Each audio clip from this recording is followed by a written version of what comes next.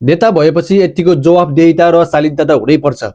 स्थानीय एकजना बुवाले चाहिँ रवि लामिछानेलाई जेनजी आन्दोलनमा तपाईँ जेल फोरेर बाहिर निस्किएको भन्ने आरोप छ भन्ने प्रश्नमा रवि लामिछानेले के भन्नुभयो त यो पुरा भिडियो हेर्नुहोस् न एकचोटि। जेनजी आन्दोलनको क्रममा बाहिर निक्लिनु भयो, त्यो बेला तपाईँ निक्लिँदा धेरै कैदी बन्दीहरू पनि निक्लिए।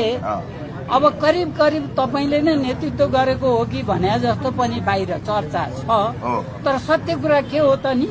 म मात्र सबैभन्दा पहिलो 24 तारिक 23 गतिको हिंसामा कोही नबोलाउँदा 24 गतिको घटनाका लागि जेलभित्र बसेको मान्छेलाई बयानमा बोल्दिन जाने पहिलो मान्छे को हो? म होइन। बयान दिन आयोगले बोलायो, म बयान दिएन गएँ। आयोगलाई मैले सबै कुरा बताएँ। आयोगका अध्यक्षले मैले पनि जेलमा बसेर टिभीमा के हेरेँ भने यो रवि लामिछानेको होइन रहेछ भनेर उहाँले भनेकै मैले सुने। आयोगको रिपोर्ट त आउँदैछ। अध्यक्षले भनेको अन्तर्वार्ता म जेल बसेर हेरेँ। म जेलभित्र बसेको मान्छे, मेरो के पहुँच छ र? मसँग सूचनाका सीमितता हुन्छन्। 5वटा 6वटा फलामे ढोकाभित्र जेल बस्नुपर्छ। त्यहाँभित्र बसेको मान्छेले के गर्न सक्यो होला र? तर पनि त्यो दोष आरोप मेरो टाउकोमा हालिदिएको हुनाले मैले बयान चाहिँ दिन गएँ। बयान दिएको छु, बयान आउला, त्यसको रिपोर्ट पनि आउला, छानबिन पनि आउला।